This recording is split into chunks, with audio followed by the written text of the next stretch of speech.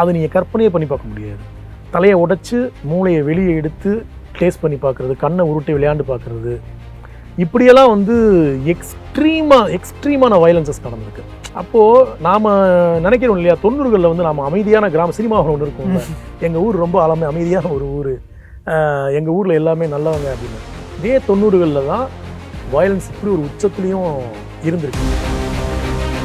பொதுவாக ஒரு வார்த்தை பயன்படுத்துவாங்க, அந்த மாதிரி உண்மையிலுமே அங்கே வந்து யார் எதுக்கிறதாலும் வாங்கி திறந்தாலே அந்த மாதிரி ஒரு வார்த்தை இருந்துச்சு. ஓட்டிட்டிங்கிறதுக்காக சுலபமாக வச்சலான்ட்டு வச்சிங்களா, இல்லை உண்மையிலுமே கன்னியாகுமரியோட வட்டார வழக்கெல்லாம் அந்த காலத்தில் அப்படி தான் பேசிட்டு இருந்தாங்க?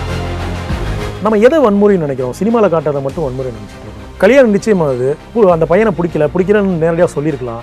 வர வச்சு மலையிலும் தள்ளி விட்டு கொள்வது வன்முறை இல்லையா? ஒரு கடையில் வந்து ஏதோ பொருள் வாங்கல வாக்குவாதம் வந்துடுது, கடைக்காரன் அடிச்சு கொள்வது வன்முறை இல்லையா? ஒயின் ஷாப்பில் ஏதோ ஒரு தகராறு நடக்குது, அந்த தகராறில் வந்து ஒருத்தன் அடிச்சு கொள்வது வன்முறை இல்லையா? ஒருத்தன் வந்து பசிக்குதுன்னு ஒரு கைப்பிடி அரிசி திருடுறான், திருடல எடுத்துக்கிட்டான், அவனை அடிச்சு கொள்வது வன்முறை இல்லையா? இன்னைக்கு ஒரு பத்திரிகையோட பேட்டியில் மனதி கணேசன் சொல்லியிருக்கிறார். நான் மனதி கணேசன் உங்களுக்கு தெரியும், பைசன், அவர் வந்து சொல்லியிருக்கிறார், நான் வந்து முக்கியமான சில டெக்னிக்ஸை லிங்கத்திட்ட கற்றுட்டு இருக்கேன் அப்படின்னு. அப்படி லிங்கத்தோட கபடி எக்ஸ்பீரியன்ஸை சொல்கிற எல்லாருமே அவரை வந்து அவ்வளோ புகழ்ந்து பேசுகிறாங்க. ஒரு நாள் காரில் போகிறாரு, ஒருத்தன் காலையில் 8 மணிக்கு ஜாலியாக வந்து வீட்டில் வந்து சாப்பாடு போய் எடுத்துகிட்டு வேலைக்கு போகிறான். அவனை பார்த்து பொறாமையோடு வந்து கூட இருக்கணும்னு சொல்கிறார், அவன் வாழ்க்கை எவ்வளோ சந்தோஷமாக இருந்தான், அவனுக்கு எந்த நெருக்கடியுமே இல்லை, அவனுக்கு கடன் இருக்கும், வீட்டில் 1000 பிரச்சனை இருக்கும், ஆனால் எப்பயுமே ஒருத்தன் கழுத்தில் கத்தி வைப்பான், எப்போ வேணால் நம்ம உசுறு போகுன்ற பயமே இல்லை, அவனுக்கு எவ்வளோ சந்தோஷமாக இருக்கான் பாரு அப்படின்னு சொன்ன ஸ்டேட்மெண்ட்டை படிக்கும்போது எனக்கு பயங்கர எமோஷன் ஆகும். அப்போ எல்லா ரவுடிகள் நாம் நினைக்கிறோம் ரவுடின்னா அவன் பயங்கர வீரமாக இருப்பான், அவன் நினைக்கிற எல்லாத்தையுமே சாதிச்சுப்பான், அப்படி கிடையாது. ஆனால் இப்போ நம்ம ஒரு கதை ஒரு சினிமாவோ ஒரு வெப் சீரிஸாவோ எடுக்கிறோம், அதோட இறுதி காட்சி ஒரு மருத்துவமனையில் ஒரு கொலை நடக்குதுன்னா அதோட இம்பாக்ட் வந்து ரொம்ப சின்னதாக இருக்கும். இப்போ ஒரு 4.5 மணி நேரம் படம் பார்க்குற ஒருத்தனுக்கு என்னடா இது, அவன் பெரிய ரவுடி ஆகிட்டான், போலீஸே வந்து உதவிக்கிற அளவுக்கு பெரிய ஆள் ஆகிட்டான்னு ஒன்று நம்ம கதை சொல்கிறோம், அவனுக்கு இதெல்லாம் ஒரு பெரிய விஷயமானு ஆயிடக்கூடாது. அப்போ எங்கே பீக் ஆஃப் த மொமெண்ட்டாக எங்கே வைக்க வேண்டியது இருக்குன்னா இந்த மாதிரி ஒரு இது கிரியேட் பண்ண. 2 ஆண்களுக்கு நடுவில் நண்பர்களுக்கு நடுவில் வர்ற வெற்றியும் தோல்வியும் அது அவங்களோட முடியறது இல்லை. அவங்க மட்டுமே வெளியில பேசப்படுறாங்களே ஒழிய, அவங்களோட வெற்றிகளும் தோல்விகளும் மட்டுமே பேசப்படுறதே ஒழிய, அவங்களால பாதிக்கப்படுற அந்த குடும்பத்து பெண்களோட வழிகளை வந்து பேசுறதே இல்லை. எனக்கு இந்த கதையில வந்து அவங்களோட குரல் ரொம்ப முக்கியமான ஒரு விஷயமா இருந்துச்சு. ஆச்சி மசாலா எந்த சமையலும் ருசி தேடும் ரகசியம் 20 ரூபாய். பிஎஃப் அமௌண்ட் எப்படி எடுக்கணும்னு தெரியலையா? Ravi PF consulting service contact பண்ணுங்க. 10 நாள்ல உங்க பேங்க் அக்கவுண்ட்டுக்கு உங்க பிஎஃப் பணம் வந்து சேரும். திருவண்ணாமலை மாவட்டத்தின் முதல் பல்கலைக்கழகம் ஏசிஎஸ் கல்வி குழுமங்களில் ஒன்றான டாக்டர் எம்ஜிஆர் பல்கலைக்கழகம் Arani. Courses offered: Faculty of Engineering and Technology, Arts and Commerce, Management Studies, Faculty of Physiotherapy, Pharmacy, Allied Health Science, Faculty of Humanities and Sciences, Viscom and Animation, Design Studies, Faculty of HMCT and Department of Criminology, Dr. MGR University, Arani. இந்த ஆண்டிற்கான மாணவர் சேர்க்கை நடைபெறுகிறது. குமுதம் நேயர்களுக்கு வணக்கம். சமீபத்தில் Hotstar தளத்தில் வெளியாகி வெற்றிகரமாக ஓடிக்கொண்டிருக்கக்கூடிய லிங்கம் வெப் சீரிஸ் உடைய இயக்குனர் தான் இங்கே நம்ம கூட இணைஞ்சிருக்காரு. அவர் கூட பேசவும் கலந்துரையாடவும் நிறைய விஷயங்கள் இருக்கு, பேசுவோம். வணக்கம் சார். வணக்கம் பாலமுருகன். நல்லா இருக்கீங்களா சார்? ரொம்ப நல்லா இருக்கேன் சார். வெப் சீரிஸ் வந்து எடுத்தோடனே ஃபஸ்ட்டு ஒரு கண்டென்ட்டாக நீங்கள் எடுத்துறீங்க சார். ஃபஸ்ட்டு படமே வந்து பார்த்தீங்கன்னா எல்லாருமே வந்து கொஞ்சம் சக்ஸஸ் ஆகக்கூடிய படம் பண்ணணும் அப்படின்ட்டு வருவாங்க, ஒரு டெபியூட்டன்ட் டேரக்டர். நீங்கள் எடுத்தோடனே வெப் சீரிஸ் அப்படிங்கிற ஒரு மிகப்பெரிய காலத்தை தேர்ந்தெடுக்கிறதுக்கான காரணம் என்ன சார்? படம் பண்ணணும்னு தான் வந்தேன், படம் உடனே கிடைக்கல, வெப் சீரிஸ் கிடைச்சது பண்ணிட்டேன். ஓகே, ஆக்சுவலாக ஜென்யூனான பதில் அதுதான். இன்னொரு விதமாக சொல்லணும்னா, ஒரு 2 மணி நேரத்தில் நமக்கு ஒரு கதையை சொல்கிறத விட ஒரு 4.5 மணி நேரத்தில் ஒரு கேரக்டர் இன்னும் எலாபரேட் பண்ணி அந்த கதையை சொல்கிறதுல வந்து ஒரு பெரிய சுதந்திரம் இருக்குது. அண்ட் ஒரு ரைட்டராக இருந்து வரும்போது அது கூடுதலான ஒரு சுதந்திரம், அது ஒரு முக்கியமான காரணம் வெப் சீரிஸ் பண்ணுறதுக்கு. சார், இந்த சீரீஸில் உங்களை ரொம்ப பாதித்த கேரக்டர்னா, பர்சனலாக பாதித்த கேரக்டர்னா என்ன கேரக்டர் சார் சொல்லுவீங்க? இல்லை, வழக்கமாக எல்லா கேங்ஸ்டர் படங்கள்லேயும் எல்லா கேங்ஸ்டர் கதைகள்லேயும் நிறைய படிக்கிறோம் நம்ம. அங்கே எல்லாமே வந்து என்னென்னா, தன்னோட ஈகோக்காக, தன்னோட போட்டிக்காக, வெற்றிக்காக, தங்களோட சுயநலத்துக்காக ஆண்கள் செய்கிற கொலைகள், ஆண்களோட இந்த குளோரிஃபிகேஷன் எல்லாமே அவங்க சார்ந்த குடும்பங்களை, பெண்களை தான் அதிகமாக பாதிக்குது. இவங்களோட கதைகள் வந்து வெளியில் பெரும்பாலும் சொல்லப்படுறதே இல்லை. இந்த கதையிலையுமே நான் ஒரு லேயராக இதுக்குள்ளே நான் ஒர்க் பண்ணியிருக்கிறது, நான் எக்ஸ்பிரஸ் பண்ணணும்னு நினைக்கிறது, 2 ஆண்களுக்கு நடுவில் நண்பர்களுக்கு நடுவில் வர்ற வெற்றியும் தோல்வியும் அது அவங்களோட முடியறது இல்லை. அவங்க மட்டுமே வெளியில் பேசப்படுறாங்களே ஒழிய, அவங்களோட வெற்றிகளும் தோல்விகளும் மட்டுமே பேசப்படுறதே ஒழிய, அவங்களால பாதிக்கப்படுற அந்த குடும்பத்து பெண்களோட வழிகளை வந்து பேசுறதே இல்லை. எனக்கு இந்த கதையில் வந்து அவங்களோட குரல் ரொம்ப முக்கியமானத ஒரு விஷயமா இருந்துச்சு. இங்கே என்னதான் இதில் வந்து ஒரு நிறைய சுவாரஸ்யமான காட்சிகள், சண்டைகள் எல்லாம் இருந்தாலும், ரொம்ப அடிநாதமாக சொல்ல நினைச்சதும் சொல்ல விரும்பினதும், ஒரு குடும்பத்துக்குள்ள பிரச்சனை வந்தால் அங்கே தொடக்கம் மட்டும்தான் இருக்கும், முடிவு இருக்கிறதே இல்லை. அதுவும் நண்பர்களுக்குள்ளே அது பிரச்சனை வரும்போது, அப்போது அந்த மாதிரி ஒரு பிரச்சனையை துவங்கும் போது அதனால் அதிகமாக பாதிக்கப்படுறது பெண்கள் தான். அந்த பெண்கள் இதில் வந்து ஒரு முக்கியமான, என்னைய வந்து ரொம்ப என்ன செய்யக்கூடிய, என்னைய ரொம்ப பாதிக்கக்கூடிய ஒரு கேரக்டர்ஸாக இருக்கிறாங்க. Okay sir. அதனால தான் வந்து லிங்கத்தோட ஒய்ஃப் வந்து கர்ப்பிணியாக இருக்க மாதிரி அது கொஞ்சம் மேலும் வலுவூட்டுற மாதிரி அந்த கேரக்டரை படைச்சிருந்தீங்களா சார்? கர்ப்பிணியாக இருந்து இன்னும் கொஞ்சம் இல்லை, இது almost based on true story. Okay okay. இப்போ நம்ம வந்து என்னென்னா, சில விஷயங்களை ஃபிக்ஷன்லாம் பண்ண முடியும், எல்லா விஷயத்தையும் நம்ம ஃபிக்ஷன்லாம் பண்ண முடியாது. இந்த காலகட்டத்தில் எல்லாமே அவங்க ஃபேமிலியில் அது நடந்தது தான். இப்போ பிரச்சனை பீக்கில் இருக்கும்போது தான் அவங்களுக்கு குழந்தை பிறக்குது, அவங்க வீட்டில் வந்து தாக்குதல் நடந்தது எல்லாமே அந்த காலகட்டத்தில் நடக்குது. அப்போது அது எல்லாமே இருக்கிறத கொஞ்சம் நம்ம வந்து எலாபரேட் பண்ணியிருக்கோம், அவ்வளோதான். சார், நீங்கள் இந்த சீரீஸில் ஏகப்பட்ட முயற்சிகள் செஞ்சுருப்பீங்க. பட் இந்த விஷயத்துக்காக இதை செஞ்சால் ஆடியன்ஸ் ரசிப்பாங்க அப்படின்ட்டு ஏதோ ஒரு காட்சி அமைப்போ இல்லை ஏதோ ஒரு விஷயத்தையும் சேர்த்துருப்பீங்க. இப்போ சீரீஸ் வெளியாகி நிறைய பேர் வந்து விமர்சனங்கள், கருத்துக்களை பகிர்ந்துட்டு இருக்காங்க. அந்த சமயத்தில் நீங்கள் செஞ்ச உழைப்பு வந்து பேசப்படுது, நான் நினச்ச விஷயத்தை இங்கே நோட் பண்ணியிருக்காங்க அப்படின்ட்டு ஏதாச்சும் ஒரு விஷயம் இருக்கா சார் சீரீஸில்? ஓப்பனிங் ஷாட், அந்த சிங்கிள் ஷாட், ஒரு 6 நிமிஷத்துக்கு போகக்கூடிய சிங்கிள் ஷாட்டு, அது ஆக்சுவலாக ஐடியா வந்து பார்த்தீங்கன்னா 12 Angry Menன்ற அந்த படம் தான் எனக்கு ஐடியா. இப்போது ஒரு தீர்ப்பு கொடுக்கணும், 11 பேர் ஒரு கருத்தில் இருக்கிறாங்க, ஒருத்தன் மட்டும் அதுக்கு எதிர்கருத்தில் இருக்கிறான், இந்த ஒருத்தன் இந்த 11 பேரையும் கன்வின்ஸ் பண்ணணும். இது அந்த படத்தோட ஐடியா. இப்போ இந்த ஓப்பனிங் சீன் என்னென்னா, எல்லாரும் வந்து ஒருத்தனை கொல்ல முடியாதுன்னு சொல்லும்போது ஒருத்தன் எமோஷனலாக பேசி அவங்களை கன்வின்ஸ் பண்ணுறான். இதுதான் ஐடியா. இதை நீங்கள் வந்து கட் பண்ணி சொன்னால் நல்லா இருக்காது, இதை ஒரு சிங்கிள் ஷாட்டில் சொன்னால் எப்படி இருக்குன்ற இதில் இருந்தால் அந்த இது உருவாச்சு. இது இன்னைக்கு தமிழ் மட்டும் இல்லாமல் டப்பிங்கில் தெலுங்கு, ஹிந்தி போனதுக்கப்புறம் அங்கேயும் கூட இது வந்து அப்ரிஷியேட் பண்ணப்படுறது வந்து ரொம்ப சந்தோஷமாக இருக்குது பார்க்குறேன். சார், எனக்கு அதே ஃபஸ்ட்டு எபிசோடில் வந்து பார்த்தீங்கன்னா, ஃபஸ்ட் எபிசோடோட எண்டு கிளைமேக்ஸில் வந்து பார்த்தீங்கன்னா, அவர் வந்து அந்த கொலை பண்ணிட்டுன்ட்டு சொல்லி ஓடுவாங்க. ஓடும்பொழுது வந்து பார்த்தீங்கன்னா, அவருக்கு பேக்ரவுண்டில் 2 சாமி, அதுக்கான காரணம் என்ன சார் அந்த காட்சியில்? அது ஆக்சுவலாக வந்து என்னென்னா, ஓடுனா போதுன்றதான் என்னோட ஐடியா.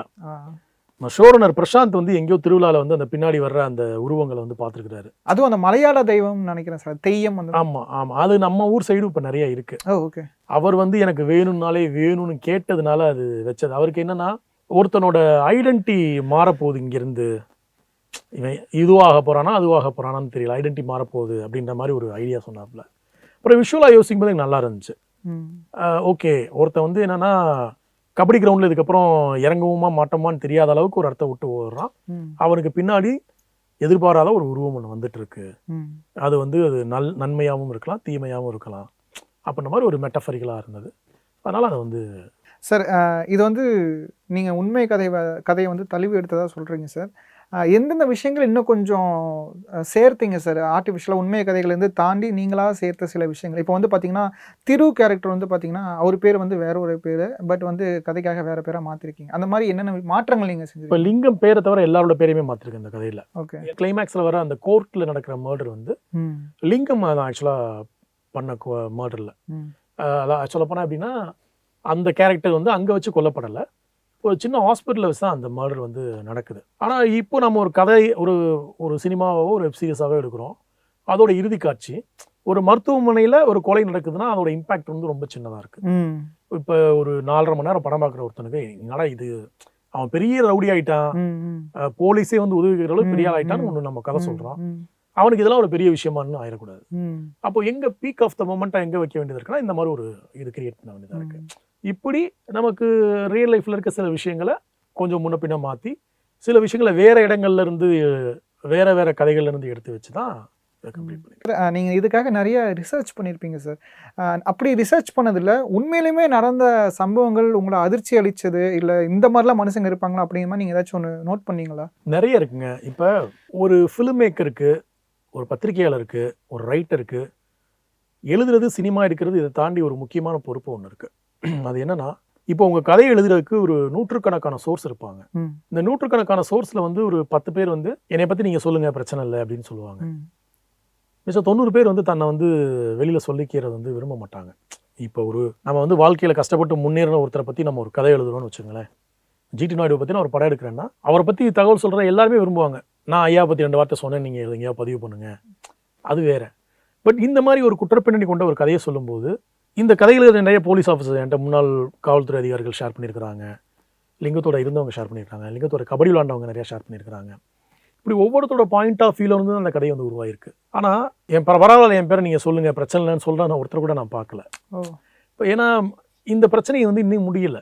96 லிங்கம் இறந்துட்டாரு, 30 வருஷம் ஆகுது. இன்னும் அதற்கு பின்னாடி இருக்கிற ஒரு பகையும் அதற்கு பின்னாடி இருக்கிற பிரச்சனைகளும் வந்து அந்த ஸ்மோக் இருந்துகிட்டே இருக்கு.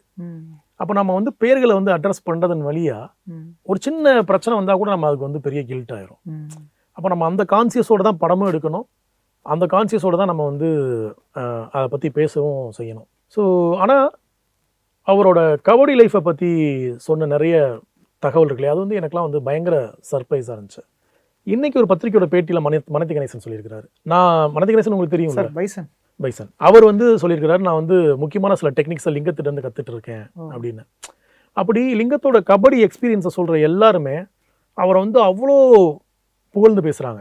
இப்போ வந்து தாராவியில் வந்து ஒவ்வொரு வருஷம் பொங்கலுக்கு வந்து கபடி போட்டி நடக்கும். லிங்கம் இல்லாமல் கபடி போட்டி கிடையாது அவர் இருந்த காலகட்டத்தில். ரசிகர் மண்டலம் கூட நம்ம அனகாபுத்தூரில் வந்து இந்த லாரி டிரைவர்ஸ் அசோசியேஷன் ஒன்று இருக்குது. அங்கே ஒவ்வொரு வருஷமும் இந்த கபடி போட்டி நடத்துவாங்க. அதில் லிங்கம் இல்லாமல் கபடி போட்டி அவங்க நடத்துறதே கிடையாது. அப்படி எல்லா ஊர்கள்லையும் அறியப்பட்ட ஒரு கபடி பிளேயர். ஒருவேளை அவர் வந்து அந்த பீரியடில் வந்து இந்த குற்றப்பின்னணிக்குள்ளே போகாமல் இருந்தால் அவர் இன்னைக்கு நமக்கு நேஷனல் டீமுக்கு ஆடி இருந்திருப்பார். அவர் ஒரு அர்ஜுனா விருதோ ஒரு பெரிய விருது வாங்கி அவரோட வாழ்க்கையே வேறு மாதிரி இருந்திருக்கும். ஒரு நல்ல போலீஸ் ஆஃபீஸராக இருந்திருக்கும்.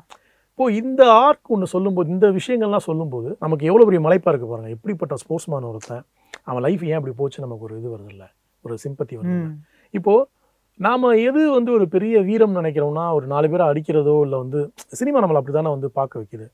பட் அதை தாண்டி வந்து இப்படி இருந்த ஒருத்தன் அடடா இப்படி ஆயிட்டானன்றப்போ நமக்கு அவன் மேலே ஒரு பரிதாபம் வருதுல்ல. நம்ம வந்து ஒன்றுமே செய்யும், நம்ம கையறு நிலை தான். ஆனால் ஒருவேளை அவனுக்கு அப்படி நடக்காமல் இருந்திருந்தா, அசோகமித்திரன் சொல்லுவார் அவரோட கதைகளில், இந்த பாசிபிலிட்டிஸ் அப்படின்ற விஷயம் ரொம்ப முக்கியம். இப்படி நடந்திருந்தா, இப்படி நடக்காமல் இருந்திருந்தா, லிங்கத்தோட வாழ்க்கையில் இப்படி நடக்காமல் இருந்திருந்தா, ரவுடி ஆகாமல் இருந்திருந்தான்னு நினைக்கிறப்போ அது எவ்வளோ நல்லா இருக்குது சார். இப்போ நீங்கள் சொல்கிறப்ப எனக்கு வந்து ஒரு மாதிரி சிம்பத்தியாக தான் இருக்குது. நீங்கள் அவரை பற்றி தெரிஞ்சுக்க ஒரு புக் இருக்குது சார், லிங்கம் புக் இருக்குது. அதை தாண்டி நீங்கள் நிறைய விஷயங்கள் தெரிஞ்சிருந்திருப்பீங்க.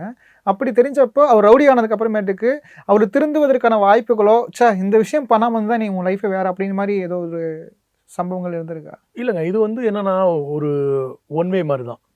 உங்களுக்கு நீங்கள் ரவுடி ஆனாலும் திருந்ததுக்கு ஒரு சில சந்தர்ப்பங்கள் கிடைக்கும். ஆனால் பெரும்பாலான ஆட்களை வந்து அதை வந்து பயன்படுத்திக்க முடியாது. ஒருவேளை அவங்களே வந்து திருந்தி வந்தாலும் அது எவ்வளோ நாளைக்கு தங்கும்னு தெரியும். ஏன்னா 2ஆம் மட்டம் தொடர் எழுதுறதுக்காக வந்து மதுரையோட பழைய ரவுடிகள்லாம் நான் வந்து சந்தித்து நிறையா பேசியிருக்கேன். அந்த எக்ஸ்பீரியன்ஸில் வந்து 100ல் ஒரு 10 பேர் அப்படி வந்து திருந்தி வாழ்ந்து தப்பிச்சிட்டா அதிசயம் தான். மிச்சம் 90 பேர் பெரும்பாலும் ரவுடிகளோட வாழ்க்கையை பாருங்க, அதிகபட்சம் 35 வயசு வரைக்கும் தான் வந்துருக்கும். 30 வயசு, 35 வயசு, 25 வயசு, அந்த ஒரு 2 வருஷம், 3 வருஷம், 5 வருஷத்துக்குள்ள வாழ்க்கை முடிஞ்சிடும். அப்போ நீங்க நாம பண்ணது சரியா தப்பான்னு ரியலைஸ் பண்றதுக்கே எங்க டைம் இருக்காது. ஏன்னா உங்களுக்கு ஒவ்வொரு நாளும் ஒரு புது பிரச்சனை வந்துட்டே இருக்கு. ஒரு மனுஷன் பிரச்சனை நடுவே வாழும்போது எப்படா எங்கேயா தப்பிச்சு போயிடலாமா, இல்லை அது எப்படி சரி பண்ணுவோம் அப்படின்றது இது இருக்கு இல்லையா. அந்த நெருக்கடி வந்து ஒரு பயங்கரமான நெருக்கடி. செங்கல்பட்டோட கிரைம் ஹிஸ்டரியை வந்து கொஞ்ச நாள் மாதிரி படிச்சுட்டு இருந்தேன். அதில் ஒரு முக்கியமான அவர் இல்லை, இப்போ அவர் வந்து நல்ல பெரிய ஆளாக வளர்ந்துட்டார். ஒரு நாள் காரில் போகிறாரு.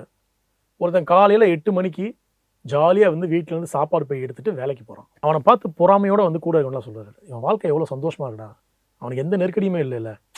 அவனுக்கு கடன் இருக்கும், வீட்டில் 1000 பிரச்சனை இருக்கும். ஆனால் எப்பயுமே ஒருத்தன் கழுத்தில் கத்தி வைப்பான், எப்போ வேணால் நம்ம உசுறு போகிற பயமே இல்லை அவனுக்கு, எவ்வளோ சந்தோஷமாக இருக்கான் பாடுறா அப்படின்னு சொன்ன அந்த ஸ்டேட்மெண்ட்டை படிக்கும்போது எனக்கு பயங்கர எமோஷனல் ஆனது. அப்போ எல்லா ரவுடிகள் நாம் நினைக்கிறோம் ரவுடின்னா அவன் பயங்கர வீரமாக இருப்பான், அவன் நினைக்கிற எல்லாத்தையுமே சாதிச்சுப்பான். அப்படி கிடையாது. அவன் வந்து ஒவ்வொரு நாளையும் வந்து நெருக்கடியோட பயந்து வாழ்ந்துகிட்டே இருக்கணும். அது எவ்வளோ பெரிய அவஸ்தை இல்லையா. நம்ம கூட இருக்க எப்போ துரோகம் பண்ணுவான், போலீஸ் நம்மளை எப்படி இது பண்ணுவோம் அப்படின்னு. அப்போது அந்த வாழ்க்கை முறைக்கு சில எத்திக்ஸு, சில கட்டுப்பாடுகள் எல்லாமே வந்துடுது, ஆட்டோமேட்டிக்காக வந்துடுது. அப்போது அது தனி உலகம், நம்ம வேற ஒரு உலகத்துக்குள்ள வாழ்ந்துட்டு இருக்கோன்ற மாதிரி தான் அது. சார் இந்த சீரீஸ்க்காக நீங்கள் காம்ப்ரமைஸே பண்ணாத ஒரு விஷயம்னா என்ன, ஒரு காட்சியோ ஒரு விஷயமோ இந்த சீரீஸ்க்காக நான் வந்து இது எனக்கு வேணும், இது இருந்தே ஆகணும் அப்படின்னு நீங்கள் முடிவெடுத்த நிறைய இருக்கு. ஓப்பனிங் ஷாட்டுக்கு வந்து அது சிங்கிள் ஷாட் தான் வேணுமான்னு கேட்டது, அது வேணும்னு கேட்டது. அப்புறம் அந்த கிளைமேக்ஸ் வந்து கோர்ட்டில் வந்து பண்ணணுமா அப்படின்ற தயக்கம் இருந்துச்சு நிறைய பேருக்கு. அதுவும் ஸ்டப்பனாக இருந்தால் எடுத்தோம். வேறு ஸ்டப்பனான காட்சினா இருக்கு, இன்னும் சில காட்சிகள்லாம் இருக்குங்க. அதெல்லாம் என்னென்னா இது சரியாக வருமா வராதா அப்படின்ற இது ஒன்று. அப்புறம் இப்போ கோர்ட்னா அது லீகலாக எதுவும் பிரச்சனை இருக்குமோ அந்த மாதிரிலாம் இருக்கும்ல. பட் அது நம்ம நடந்ததை நம்ம வந்து ஒன்று ஏற்கனவே ஒரு கோர்ட்டில் ஒரு மர்டர் நடந்திருக்கு, அதை நம்ம கொஞ்சம் மாற்றி சொல்ல போகிறோம், அதை சொல்லி தானே ஆகணும். அதெல்லாம் கொஞ்சம் ஸ்டப்பனாக இருந்தால் வேறு வழியே இல்லாமல் தவிர்த்தது சார். அது நிறைய இருக்குது, அது செய்யவே முடியாது. இப்போது 91, 92 இந்த காலகட்டங்களில் திருநெல்வேலி பகுதிகளில் வந்து க்ரைம் ரிப்போர்ட்டர்ஸ் இருக்காங்களே, அவங்கக்கிட்ட கேளுங்க, விசாரிச்சு பாருங்கள் பழைய ரிப்போர்ட்டர்ஸ்ட்ட. நம்மக்கிட்ட கொலை நடந்தது மட்டும் தான் சொல்லப்பட்டிருக்கும். கொலை நடந்ததுக்கு பின்னாடி அங்கே என்ன நடந்துச்சுன்றதை நீங்கள் எக்ஸ்பிளைன் பண்ணி கேட்டிங்கன்னா அதை நீங்கள் கற்பனையே பண்ணி பார்க்க முடியாது. தலையை உடைச்சு மூளையை வெளியே எடுத்து டேஸ்ட் பண்ணி பார்க்குறது, கண்ணை உருட்டி விளையாண்டு பார்க்குறது, இப்படியெல்லாம் வந்து எக்ஸ்ட்ரீமான வயலன்சஸ் நடந்திருக்கு. அப்போது நாம் நினைக்கிறோம் இல்லையா, 90களில் வந்து நாம் அமைதியான கிராம சினிமாவில் ஒன்று இருக்கும், எங்கள் ஊர் ரொம்ப அமைதியான ஒரு ஊர், எங்கள் ஊரில் எல்லாமே நல்லவங்க அப்படின்னு. இதே 90களில் தான் வயலன்ஸ் இப்படி ஒரு உச்சத்துலேயும் இருந்திருக்கு. அப்போ என்னென்னா அதையெல்லாம் காட்டக்கூடாதுன்றது என்னோட எத்திக்ஸ். இந்த படத்தில் எவ்வளவு வயலன்ஸை வந்து நம்ம வந்து பிக்சரைஸ் பண்ண முடியுமோ அவ்வளோதான் நம்ம பண்ணணும். இது காட்டணும்னா இது வந்து ரொம்ப ஒன்று தப்பாக இருக்கும், ரெண்டாவது அது நம்மளோட வேலையும் இல்லை. நம்மக்கிட்ட வந்து ஓடிடி தான் நம்ம படம் எடுக்கிறோம், நம்ம இவ்வளோ போகலாமே அப்படின்ற சுதந்திரத்தை நம்ம எடுத்துக்கூடாது. சென்சார்ஷிப் ஓடிடிக்கலானா நீங்கள் உங்களுக்கே ஒரு பொருள் சென்சார்ஷிப் இருக்குங்க, நம்ம நினைக்கிற மாதிரி கிடையாது. ஓடிடி வந்து அவங்களுக்குள்ள ஒரு சென்சார்ஷிப் வச்சிருக்காங்க. ஓகே, அவங்க அதெல்லாம் செக் பண்ணி தான் இது பண்ணுறாங்க. அது அவ்வளோ இப்போ நம்ம லவ் மேக்கிங் சீன் ஒன்று எடுத்திருந்தோம் அந்த சாங்கோட எண்டில், அது வேணாம் நமக்கு. ஏன்னா ஹாட்ஸ்டாருக்கு வந்து நிறைய சின்ன பசங்களோட வியூஷிப் இருக்குது, அப்போது லவ் மேக்கிங் சீன் வேணாமே நினச்சாங்க, தூக்கிட்டோம். Okay sir. கெட்ட வார்த்தை ஒரே வார்த்தை இப்போ வந்து நம்ம எப்படி பொதுவாக ஒரு வார்த்தை இப்போ பயன்படுத்தணும், அந்த மாதிரி உண்மையிலுமே அங்கே வந்து யார் எதுக்கு எடுத்தாலும் வாயை திறந்தாலே அந்த மாதிரி ஒன்று வார்த்தை தான் இருந்துச்சு. ஓடிடிங்கிறதுக்காக சுலபமாக வச்சலான்ட்டு வச்சிங்களா, இல்லை உண்மையிலுமே கன்னியாகுமரியோட வட்டார வழக்கெல்லாம் அந்த காலத்தில் அப்படி தான் பேசிட்டு இருந்தாங்களா சார்? இல்லைங்க, அது கெட்ட வார்த்தைன்றது நாம் இன்னைக்கு வந்து அதை கொஞ்சம் நம்மளோட என்ன சொல்கிறது, நம்ம கம்யூனிகேஷனுக்காக நம்ம வந்து நம்மளை வந்து சென்சார் பண்ணி நம்ம வந்து நாகரிகப்படுத்தியிருக்கோம். பட் என்னோட சின்ன வயசை எடுத்து பார்க்குறப்போ அது வந்து ஒரு பிரச்சனையாக இருந்தது இல்லைன்னு நினைக்கிறேன் நான். நம்மளுக்கு ஒரு 4 பேர் பேசுகிற இடத்துல ஒரு கெட்ட வார்த்தையை இப்போ வந்து ரொம்ப விளையாட்டாக இது பண்ணுறதோ, கோவத்தில் எக்ஸ்ப்ரெஸ் பண்ணுறதோ, அது ஒரு பெரிய பிரச்சனைக்குரிய விஷயமா இருந்ததில்லை. ஆனால் என்னென்னா அதை விஷுவல் பண்ணும்போது நம்ம கவனமாக பண்ணணும். எல்லா இடத்துலையும் நம்ம தேவையில்லாமல் நம்ம ஃபீல் பண்ணிட முடியாதுல்ல. ஒருத்தன் வந்து கோவத்துலேயோ இல்லை வந்து ஒரு கையறுநிலையோ ஏமாற்றத்துலையோ சொல்கிறது வேறு. தேவையில்லாமலாம் நம்ம எங்கேயும் இதில் பயன்படுத்தலை. இப்போ ஜெயிலில் ஒருத்தன் கோவத்தில் ஒருத்தன் பேசுகிறான், இல்லை சண்டையில் ஒருத்தன் கோவத்தில் பேசுகிறான், இல்லை கிளைமேக்ஸில் போலீஸ்காரன் வந்து அங்கே ஒன்று நடக்க போகணும் இங்கே ஒன்று நடக்க போகணுச்சா அங்கே எதுவும் பண்ணுச்சா அதில் ஒரு இதில் எக்ஸ்ப்ரெஸ் பண்ணுறான்னா அது ஓகே. அப்போது நீங்கள் கேட்டதில் ஆக்சுவலாக இதை விடவும் ரொம்ப ஆப்டான வேர்டு என்னென்னா, ரொம்ப குறிப்பிட்ட வேறு ஒரு வார்த்தையை நிறைய பயன்படுத்தப்பட்டிருக்கு. அதை ஆக்சுவலாக வந்து நான் ஃபைனல் வெர்ஷன் பார்க்குறப்ப, ரிலீஸுக்கு முதல் நாள் ப்ரிவியூ பார்க்குறப்ப ரொம்ப யோசித்தேன். அடடா இந்த வார்த்தையை இன்னும் கொஞ்சம் குறைச்சிருந்துக்கலாம், இவ்வளோ இடத்துல இது இருந்திருக்க வேணாம் அப்படின்றத வந்து ஃபீல் பண்ணேன். அது நீங்கள் என்ன இருந்தாலும் நம்ம முதலே சொன்ன மாதிரி ஹாட்ஸ்டார் வந்து நிறைய குழந்தைகள் பார்க்கக்கூடிய ஒரு விஷயம். நம்ம இவ்வளோ இடத்துல பயன்படுத்தும் போது எங்கேயாவது வந்து இதெல்லாம் நம்ம வந்து நம்மளும் இப்படி ஈஸியாக வந்து இந்த வார்த்தையில் பயன்படுத்திடலான்ற மாதிரி ஒரு சுதந்திரத்தை கொடுத்துருவோமோன்ற ஒரு சின்ன தயக்கம் மட்டும் இருந்துச்சு. அடுத்த தடவை பண்ணும்போது இன்னும் கொஞ்சம் கவனமாக இருக்கணும் அந்த விஷயத்தில். நீங்கள் அவ்வளோ கவனமாக பண்ணியே வந்து பார்த்தீங்கன்னா வன்முறையும் வந்து பார்த்தீங்கன்னா கொஞ்சம் அதிகமாகவே இருந்த மாதிரி தோணுச்சு சார். இல்லை, இப்போ தமிழ் பிரபா நல்லா எழுதியிருந்தார், நம்ம வன்முறைன்னு சொல்லிட்டே இருக்கிறோம். நம்ம எதை வன்முறைன்னு நினைக்கிறோம்? சினிமாவில் காட்டாத மட்டும் வன்முறை நினச்சிட்டு இருக்கிறோம். கல்யாணம் நிச்சயமாகுது, அந்த பையனை பிடிக்கலன்னு நேரடியாக சொல்லியிருக்கலாம், வர வச்சு மலையிலும் தள்ளி விட்டு கொள்வது வன்முறை இல்லையா? ஒரு கடையில் வந்து ஏதோ பொருள் வாங்கல வாக்குவாதம் வந்துடுது, கடைக்காரன் அடிச்சு கொள்வது வன்முறை இல்லையா? ஒயின் ஷாப்பில் ஏதோ தகராறு நடக்குது, அந்த தகராறில் வந்து ஒருத்தன் அடிச்சு கொள்வது வன்முறை இல்லையா? ஒருத்தன் வந்து பசிக்குதுன்னு ஒரு கைப்பிடி அரிசி திருடல எடுத்துக்கிட்டான், அவனை அடிச்சு கொள்வது வன்முறை இல்லையா? இவ்வளோ வன்முறை நம்ம ஒரு நாளைக்கு வந்து ஒரு 100கணக்கான வன்முறைகளை வந்து ஒரு பார்த்து 2 செகண்ட் கடந்து போயிட்டே இருக்கும். நமக்கு என்னன்னா ஸ்வைப் பண்ணால் ஒரு ஃப்ளாஷ் நியூஸ் வரணும், எவனா ஒருத்தன் சாகணும், எவனா ஒருத்தனை கொல்லணும். நம்ம வந்து அதை வந்து என்ன சொல்கிறது, நம்ம வந்து ஒரு பசியோடு இருக்க ஓனாய் மாதிரி ஸ்வைப் பண்ணிகிட்டே இருக்கிறோம்.